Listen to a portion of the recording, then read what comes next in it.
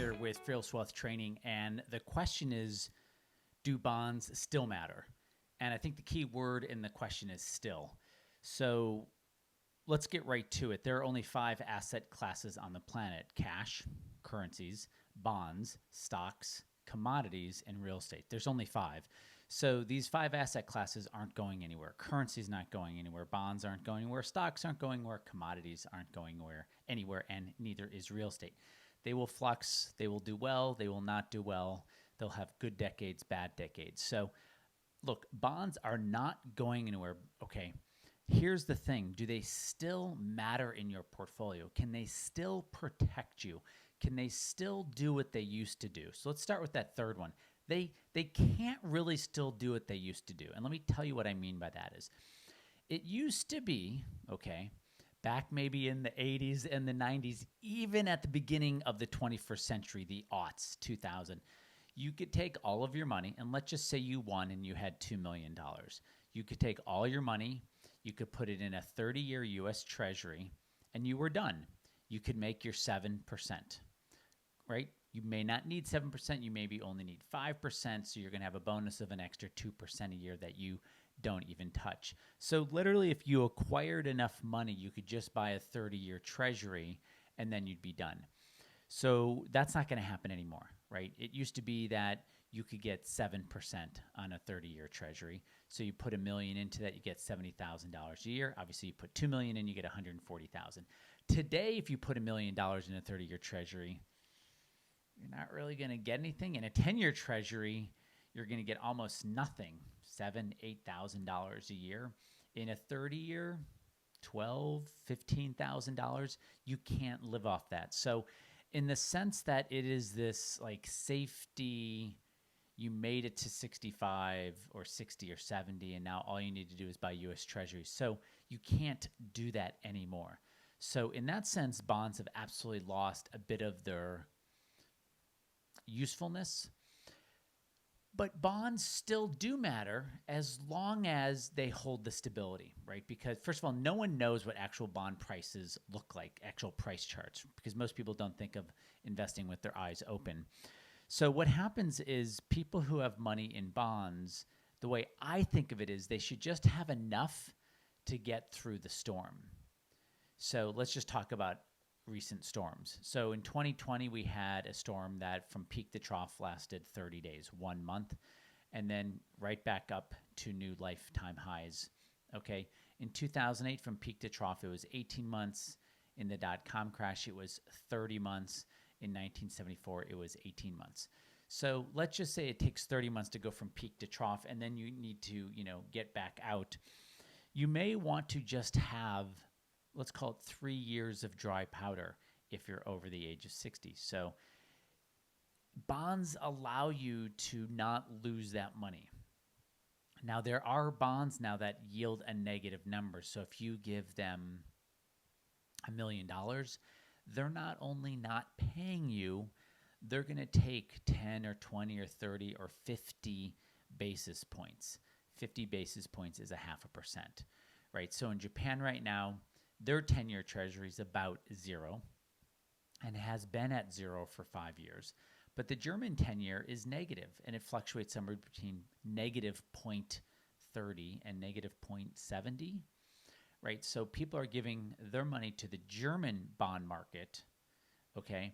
And all they're saying is just give me everything back minus a little bit. Like, I'll pay you to hold my money.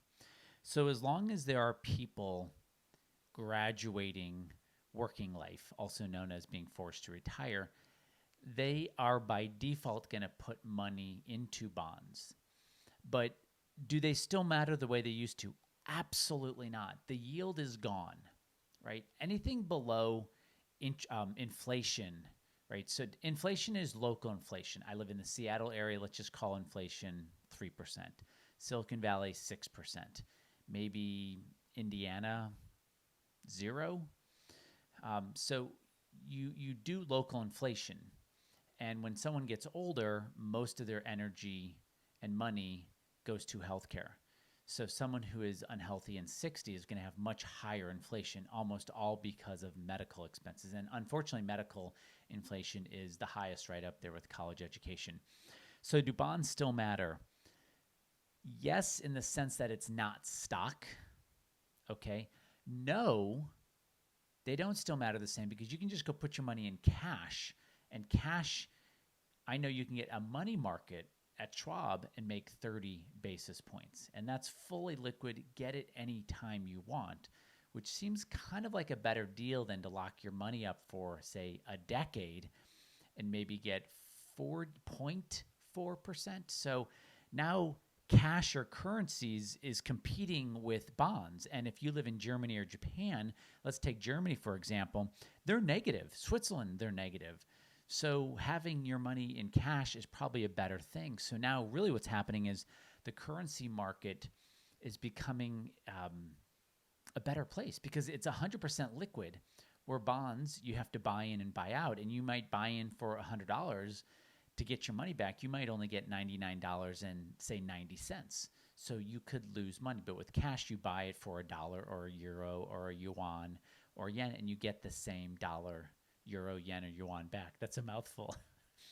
So bonds are losing their protectiveness, like I said before, because bonds in the 80s or 90s, you could put $1 million into a 30-year bond and you're done for life, right? You could make 7% a year doing nothing for the next 30 years. You can't do that anymore. It's 1/10 of that. And so bonds have lost a lot of their power. And because there's so much manipulation going on in the markets, there's actually quite a bit of volatility in the bond market. And that really showed up in the 2020 COVID crash, where bonds themselves had this crazy 1 week, I think it was 10 or 12% correction, which a 10 or 12% correction in bonds is probably like a 60% correction in stocks, because people buying bonds expect it to be very stable. And when you lose 10% of your money in a week, that is not feeling stable. So do bonds still matter? And the answer is not as much before. They're not the safe haven from just put your money in it, set it, and forget it. That's not happening anymore. Currency is a better place to be. And this really all gets to the question then, how do you find the stability, right? How do you find the growth in the income, right? Because that's the biggest question. When people go into bonds, what they're saying is, I need to make sure this money is here next year or in 10 years.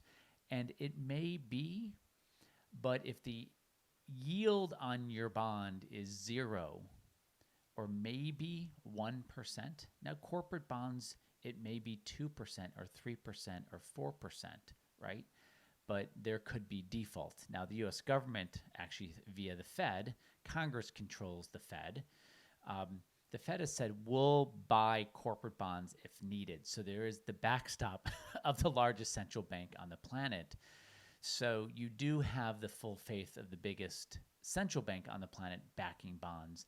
But the fact that they have to back them means they don't matter as much, right? When I lived in Silicon Valley for 19 years, there were no unions for tech workers. Tech workers don't need protection because they're so valued. They make 2, 3, 4, 500 grand a year if they know what they're doing, right? They don't need protection. Bonds need protection, which speaks to that they're not mattering as much before, but they'll never go away. We will eventually get a reflation in bonds where maybe a 10-year is not yielding less than 1%. We will get to a point where it is yielding 5%. But you got to remember, when the yield goes up, the price goes down. And I don't think baby boomers are ready for their bonds actually falling in price, but that in fact will happen. Now, this is not imminent. It's not going to happen tomorrow, but probably over the next decade or so, we're going to see a flattening to a reflation, or the yield on those bonds going higher. It's going to hurt a lot of people over the age of 60. So do bonds still matter? Very nuanced, guys, not as much as they used to before. But what I will say is what matters most is to really understand how to get the growth and income and stability out of the market. In fact, you get all three at once if you know how to watch it. Thanks, guys, for being here, and I will see you on the next video. Okay, thanks. Hey guys, if you like this, you're gonna love the 3 mistakes video because it shows you exactly what mistake you are making if you don't have the growth and income you want. Go ahead and click and I'll show you immediately.